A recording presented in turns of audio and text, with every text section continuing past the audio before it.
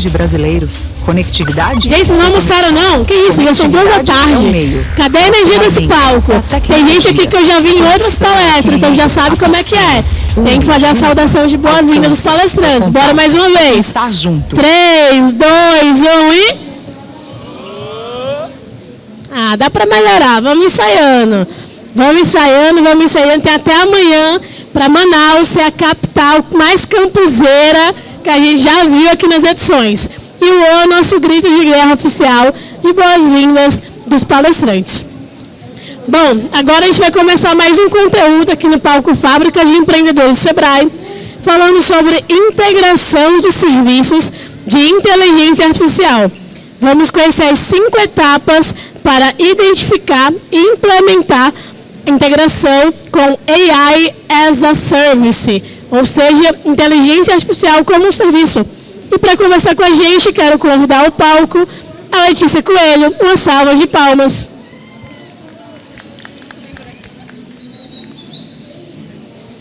Oi, gente, tudo bom? Boa tarde, eu sou Letícia Coelho. Eu quero começar, antes de mais nada, pedindo para vocês me ajudarem a falar de uma forma que vocês vão entender e que vai ficar legal para a gente adaptar tudo. Então, vou fazer uma pesquisa de campo aqui. Quem aqui é dev, desenvolvedor, levanta a mão para eu saber. Beleza. Quem está em busca de empreendedorismo e negócios, levanta a mão. Beleza, vamos lá. Eu vou focar um pouquinho mais em técnica, mas vocês que estão em busca de empreendedorismo, negócios, etc., vão entender muito bem. Eu sou Letícia Coelho, sou criadora de conteúdo nas redes sociais, como engenheira Coelho, onde eu falo de conteúdos técnicos de forma simplificada e lúdica. Eu acredito muito na educação e eu acredito muito que as pessoas têm que ter direito a acessar as informações de uma forma fácil. E é isso que eu faço nas minhas redes sociais. Crio conteúdo no Instagram, no Twitter, no LinkedIn, sempre falando de coisas diversas que são de tecnologia. Sou engenheira de software na Arquitect, onde eu trabalho com produtos internacionais, projetos internacionais.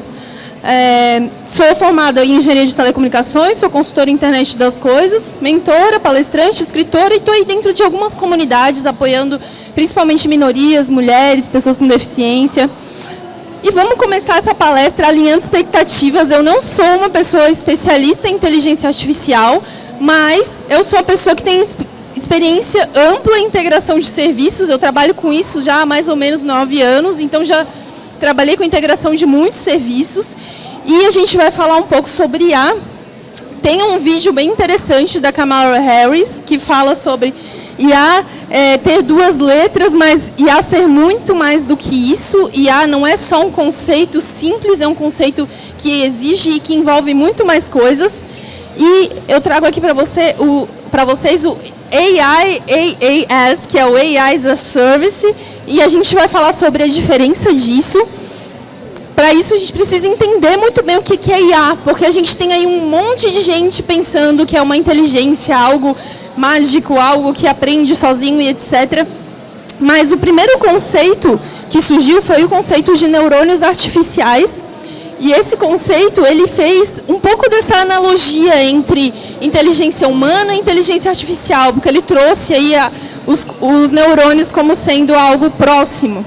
Esse curso, que é o curso do Code da Microsoft, é bem interessante, que ele fala sobre todos os conceitos que são de inteligência artificial, tanto de IAs generativas quanto de IAs, outras coisas que são associadas, e ele traz esse exemplo lá, onde ele fala de uma IA que ela consegue fazer a média considerando ali a pontuação de cada uma dessas pessoas. Em dado momento, essa pontuação ela pode mudar por diversos motivos, que podem ser característica, podem ser onde a pessoa trabalha, etc. E a IA, que está ali no meio, ela é um modelo treinado que ela vai aprendendo a partir disso e vai montando essas notas baseadas nessas novas características. Então, quando a gente fala de IA, a gente fala de um modelo que é treinado. É uma caixinha que recebeu um monte de informações, por exemplo, ali recebeu vários animais e ela foi treinada, e aí a gente pergunta para ela qual é o animal e ela consegue responder para a gente qual é esse animal específico, porque ela foi treinada para isso. Então, por exemplo, aqui eu perguntei para ela qual é um dinossauro. Ela falou, eu fui treinada com animais, mas eu não conheço esse dinossauro. Pode haver algumas IAs que sejam treinadas de forma diferente e elas respondam a algum tipo de cenário um pouco diferente, mas, em geral, as IAs vão estar respondendo para a gente sobre o que elas conhecem. Então, quando a gente fala de IA as a Service, a gente tem um modelo treinado em outro lugar que não foi a gente que treinou e a gente só vai acessar isso. Isso é um serviço. Tipo quando você vai, compra alguma coisa, já está pronto, você só vai lá e compra e utiliza. Tem muitos serviços de engenharia que fazem isso, por exemplo, autenticação, vários serviços que estão associados, e a IA as a Service é nada mais do que isso, um serviço dentro de uma caixinha que você chama e você utiliza. Então, o assunto não é novo. Na década de 40, contribuiu com os assuntos de neurônios virtuais, foi quando começou o start de tudo isso. E Turing, que é o mesmo lá que criou as 3 leis da robótica, ele contribuiu também com esse artigo, que foi um dos primeiros que citavam e falavam de IA.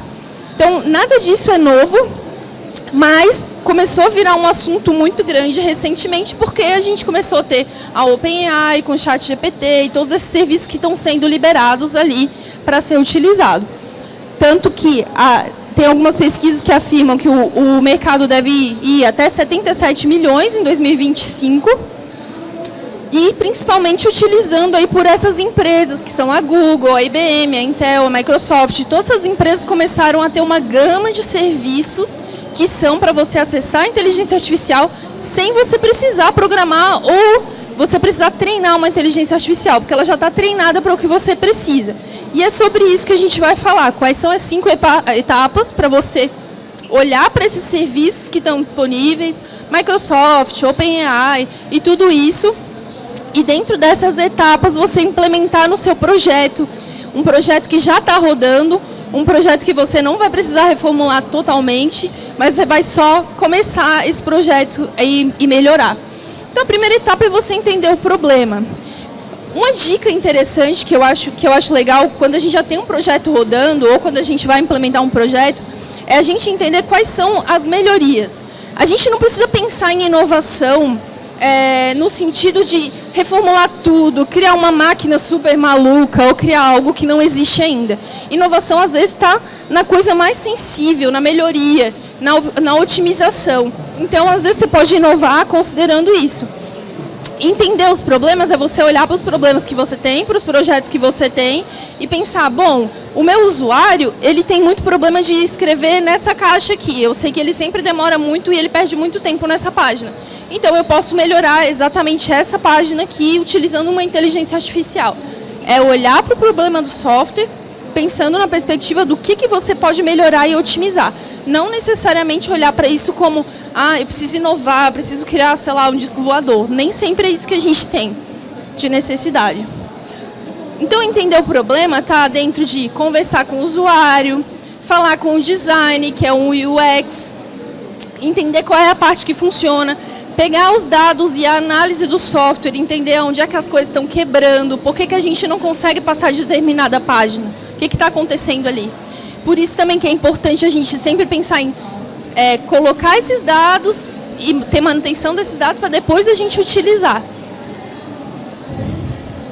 Então, dado que a gente entendeu o problema, aqui tem algumas dicas mais direcionadas para quem trabalha bem com software mesmo, que é analisar as regras de negócio, né, que são como que o usuário passa naquelas páginas, o que é necessário dentro daquilo ali.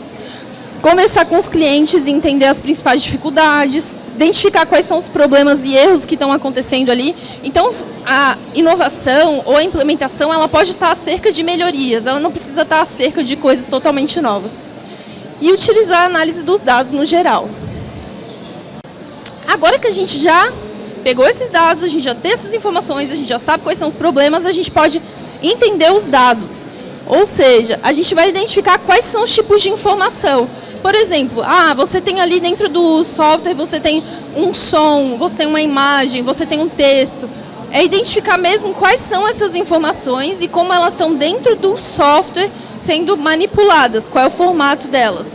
Se você tem um áudio, se você tem um vídeo, qual é? Um MP4, é um MP3? Enfim, você precisa identificar esses modelos, porque quando você for utilizar esses serviços, você tem que saber se é compatível com o serviço que você vai utilizar.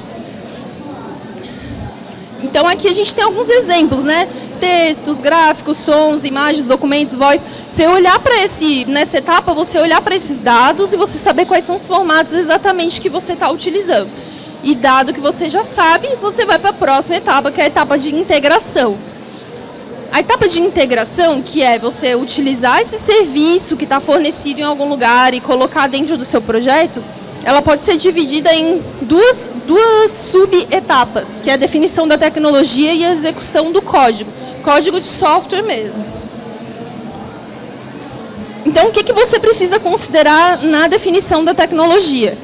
Você precisa considerar quais são essas informações aqui que você vai utilizar, que tipo de solução que você vai precisar oferecer, se você precisa de gráfico, se esse serviço que é da Microsoft, da OpenAI, enfim, se ele está disponível 24 horas, qual é o valor que você vai pagar por isso, possibilidades e a compatibilidade técnica. Aí eu trouxe um resumo do que esses principais serviços já hoje oferecem e coisas que a gente já pode implementar.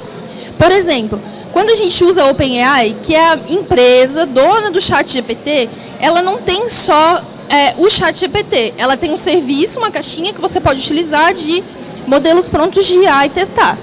Então você pode, por exemplo, considerando o seu software, implementar nele uma integração de moderations, que é onde você vai ver se você tem alguma informação inapropriada. Você pode utilizar um Fine Tunes, que você pega esse modelo que já está pronto, você testa ele, implementa mais otimizações nele e reutiliza. Você pode importar arquivos com files. Você pode fazer uma implementação de melhoria de áudio, transformar um áudio em texto. Vamos supor que lá dentro do projeto, um exemplo bem interessante que eu gosto de dar. Você é uma empresa que recebe muitas ligações. Aí você quer saber se os clientes estão ficando felizes ou não. Como que você vai analisar todos esses clientes estão felizes ou não? Você vai pegar esse projeto, vai pegar o áudio, vai transformar em texto, e depois de transformar em texto, você vai passar dentro do Moderations. Então, você pega esse texto, pega esse áudio, transforma ele em texto com o IA, e depois você pede para ele dizer se os clientes estão felizes ou não. E, por fim, você pega ao serviço de embeddings, e você cria gráficos para entender se o cliente está feliz ou não. Então, você fez várias otimizações dentro do software, sem precisar que nenhuma pessoa interaja com isso, e você tem uma implementação de felicidade do cliente. Você consegue também pegar as imagens e você consegue fazer conversas sequenciais, que seria também uma opção interessante para quem tem um projeto que faz atendimento ao público. Quais são os problemas que hoje eu identifiquei? Eu já trabalhei com implementações dentro da empresa que são relacionadas à OpenAI. Então, quais são os problemas que eu identifiquei? Esse aspecto de temperatura. Quando você faz uma conversa, quando você faz um pedido, as respostas elas não são sempre iguais, elas sempre estão mudando. Então, talvez, dependendo do que você precisa, não seja muito interessante. Então, a temperatura a gente consegue ajustar, que é quanto diferente a nossa IA vai responder para a gente. O tempo de resposta é um problema bem crítico para quem trabalha com software, porque você precisa saber que você vai chamar um serviço e ele vai te responder em um determinado tempo, e hoje a OpenAI não faz isso ainda. O preço é muito abstrato. Quando você manda um texto para ele, ele faz uma precificação baseada em tokens. E esse token ele pode ser de 1 a 4 caracteres, mas a gente não consegue saber exatamente qual é esse valor. E para fazer chamadas boas, você precisa fazer prompts muito descritivos. Então, você tem que falar para a OpenAI, eu preciso que você me responda isso, isso e isso em tal formato. Isso acaba gastando mais. Na Google, o que a gente tem de serviços hoje? A gente tem a linguagem natural, que é a mesma coisa do ChatGPT, você consegue conversar. Na Google, você consegue fazer texto para áudio e áudio para texto. Isso é bastante interessante, a depender de algum projeto. Eu trabalhei em um projeto que ele era relacionado a passar de texto para áudio. Então, a gente conseguia fazer áudios ali baseados em textos. Isso também é bem interessante. Ele faz a tradução em tempo real. Ele também tem a questão de visão. Então, hoje, com a Google, a gente já consegue identificar celebridades, a gente consegue identificar a face de alguém, fazer tradução de uma imagem, tem alguma coisa escrita. Se você colocar lá, ele traduz para você como texto. E isso tudo por imagem, né? E também de vídeo você consegue extrair metadados e informações que estão ali associadas. Coisas interessantes que eu observei da Google é que tem a detecção de sentimentos, você consegue detectar qual é o sentimento da pessoa, quando ela falou, quando ela escreveu alguma coisa. E também tem a questão das bibliotecas próprias, que às vezes é um pouco ruim para quem tem um time de desenvolvimento, porque você precisa aprender mais uma biblioteca. Isso dá uma leve demoradinha na entrega. Na Microsoft, o que a gente tem? A gente tem uma implementação interessante que é a Azure OpenAI Services. A Azure é da Microsoft e a OpenAI que é a mesma criadora do ChatGPT, foi bancada pela Microsoft. A Microsoft é uma das investidoras da OpenAI. E com isso, você pode acessar o serviço direto pela Azure.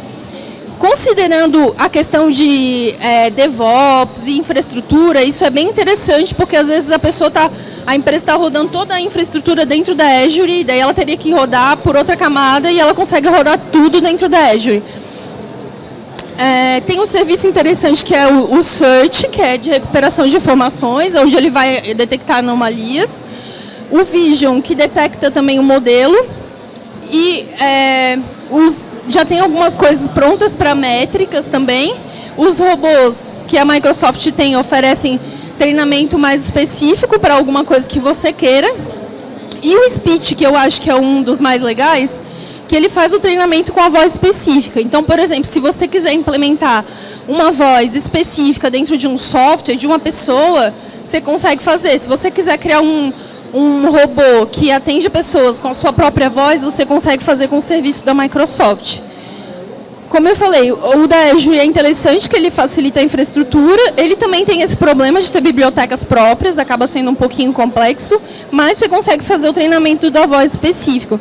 Aqui ficou um pouquinho ruim, mas basicamente como é que funciona? Você coloca 10 samples, 10 modelos de voz, onde você lê 10 frases específicas da Microsoft, e daí ele indica para você o que você precisa repetir para ele conseguir pegar bem como é que você fala. E depois disso ele vai te dando ali, aqueles vermelhinhos e verdinhos são as características do que você gravou, se ficou bom. E com isso você consegue treinar uma inteligência artificial para responder com uma voz específica. Então, algumas coisas que... Aí a gente falou da integração, né, de analisar as possibilidades. Aqui a compatibilidade técnica são algumas coisas mais técnicas que a gente precisa analisar. Se a gente tem uma linguagem de programação associada, se a gente precisa aprender uma biblioteca, se a gente consegue implementar esse SDK associado. E aqui é uma definição um pouquinho mais técnica, que é a definição de arquitetura. Por exemplo, quando a gente implementa essas chamadas para OpenAI, que são de API, a gente precisa tomar cuidado para criar uma camada de anticorrupção. Em algumas chamadas de serviço a gente já faz isso, isso é uma definição de arquitetura de software mesmo, onde a gente cria nessa definição uma camada no meio, e se a OpenAI ou se algum serviço por fora mudar alguma coisa, a gente não precisa se preocupar em mudar várias partes do nosso código, a gente muda sempre em um lugar só. A arquitetura de software tem um pouco disso, de tomar cuidado para a gente manter consistência, sem precisar mudar em vários lugares. Então, essa é a sugestão de criar um adapter, né, que gera alguns problemas, como o excesso de latência. Latência, para quem não sabe, é quando você chama alguma coisa e demora muito para responder. Mas tem a facilidade da manutenção de contratos. Contratos é quando você tem algum serviço, você precisa chamar esse serviço de alguma determinada forma. Você já tem lá as informações. Então, essas informações e como elas estão organizadas, a gente chama de contratos. E é mais um recurso que você precisa fazer manutenção, e você precisa ter observabilidade. Observabilidade, para quem não sabe, é quando você tem que colocar logs e pegar as informações que estão rodando dentro do software. Então, você precisa tomar cuidado com isso, de manter essas informações extras. A gente já implementou, agora a gente vai testar. Testar uma implementação de uma IA é muito complexo. Aqui eu tenho uma sugestão que tem alguns problemas, que seria, você precisa gastar mais dinheiro, que seria você pegar a IA, aí você faz um teste automatizado dela, que chama a outra IA para saber se a sua resposta está correta. É um pouco complexo porque você tem custo extra em cima disso. Então, se você quiser simplificar, você pode testar considerando coisas que não são mutáveis, são coisas mais estáticas. Então, você vai considerar o timestamp, que é quando foi a resposta, qual foi o código de resposta, os atributos daquela resposta, né, as características, o tamanho e o tipo da resposta ou até mesmo a existência.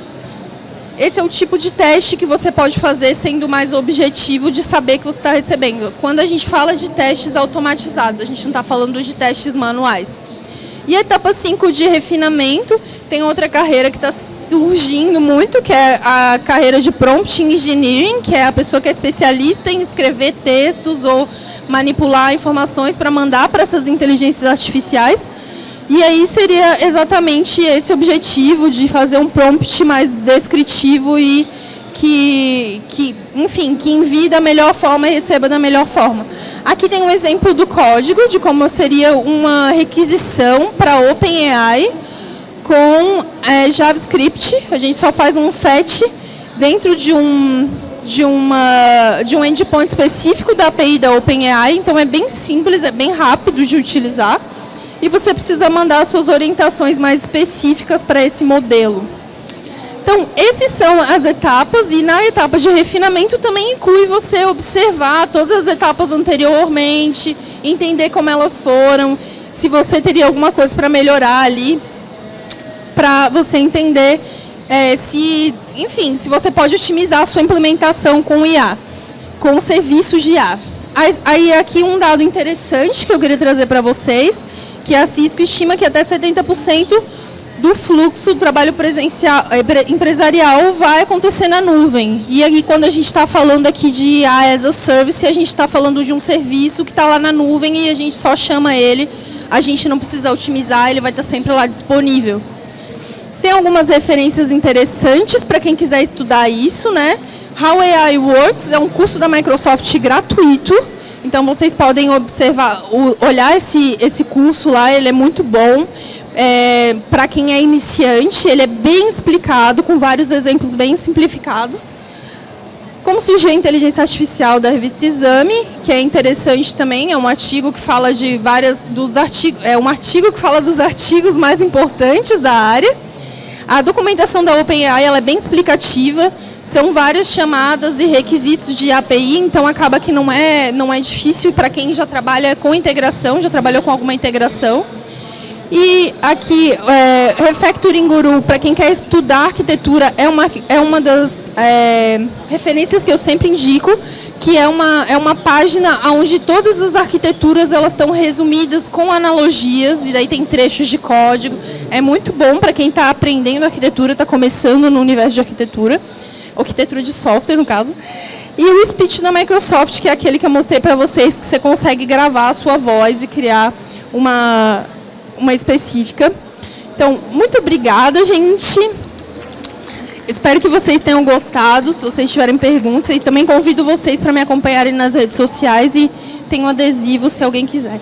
Obrigada.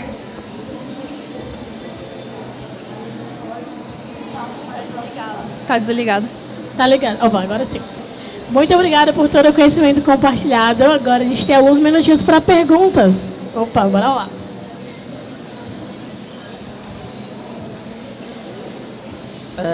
Boa tarde, Letícia. Boa tarde. Parabéns pela apresentação. Obrigada. Agregou muito conhecimento, parabéns. Eu tenho uma dúvida, como é que funciona o processo para tu escolher o melhor serviço em nuvem, o melhor serviço em cloud, para tu realizar esse treinamento, né? Você falou que trabalhou em alguns projetos, né? Eu li na sua bio também que você trabalhou em alguns projetos internacionais. Como é que funciona o processo para tu escolher qual é o melhor serviço em cloud, dependendo do projeto que vocês estão trabalhando? Tá. Geralmente, aí, para não ter confusões. Geralmente, de cloud específico, tipo Azure, manter o projeto, eu não estou muito inserida. Eu estou mais inserida nesses serviços que são de IA e em outros serviços específicos, sei lá, você tem serviço de pagamento. Então, eu também participo desse processo de definição. A gente considera algumas características.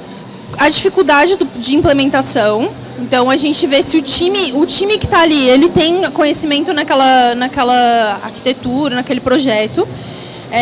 Então, isso a gente já consegue ver de antemão, porque, como é uma consultoria internacional, a gente precisa que o time tenha habilidade nisso e que ele consiga rampar muito rápido no projeto. Além disso, a gente considera o custo, e esse custo a gente passa para o cliente aqui fala para a gente se esse custo está ok ou não para ele, ou se ele quer implementar outro serviço, ou se ele quer implementar o próprio serviço dentro do projeto, daí isso vai junto na manutenção. Então, esses são os dois tópicos principais. Time, dificuldade do time para implementar e rampar rápido, e custo. Para além disso, daí vão características mais específicas. Por exemplo, eu trabalhei num projeto que era para traduzir texto para voz. A gente achou uma plataforma muito boa, que o nome é Murphy AI. Ela é excelente, ela facilitava a transcrição, ela era muito rápida, ela tinha samples de voz muito bons, tudo nela era bom, tudo era perfeito, só que era uma startup de começo e a gente não conseguia acessar. A gente demorou 20 dias para pegar o primeiro acesso e, para além disso, a gente queria mais acessos e eles não respondiam para a gente. Então, possivelmente a gente usar ele, sim, mas como a gente teve essa limitação, a gente não usou. Então, são as coisas principais que a gente considera, limitações técnicas e limitações de custo. Temos mais perguntas? Aproveita a hora agora.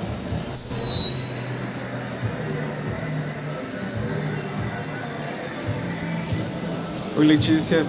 Oi. Bruno, sou de Cuiabá, Mato Grosso, sou advogado. Não entendo nada de tecnologia, mas estou tentando implementar muita coisa no escritório, né? Eu fiquei interessado em saber como é que é o seu trabalho de mentoria, se é para qualquer área, como que funciona, para quem, como eu, não entende nada do assunto. Geralmente eu mentoro pessoas que estão mais no início, não costumam chegar muito pessoas para mim que estão fora da área. Mas também faço mentorias assim, que daí seriam mentorias mais informativas. Tem algumas palestras que eu faço também que são bem de início, mas eu não consigo chegar muito nesses eventos que são para fora, sabe, da minha área, assim. Então, geralmente são pessoas de início, mas como eu já estou um pouco mais de tempo, mentorias de arquitetura, elas não são para pessoas que são de início, né? Quando a gente fala de arquitetura, a gente já fala de nível mais sênior, pleno. Então, é isso. Mas, bom, eu tento ter horário de mentoria, mas eu não consigo. É bem difícil para mim, por causa das palestras e tudo mais. Mas é geralmente nesse sentido. O que eu falaria para você, lá dentro das minhas páginas tem informações bem simples mesmo. Você consegue ver desenhadinho assim, o que é IA, o que é arquitetura, o que é definição, mas realmente desenhado, porque essa mesma personagem aqui eu uso para fazer essas simplificações. E se você quiser, a gente pode conversar um pouco sobre alguma dúvida específica que você tenha também, tá bom? Tem umas perguntas? Não? Então tá bom, vou agradecer a nossa convidada. Muito obrigada, Letícia Coelho, por todo o conhecimento compartilhado.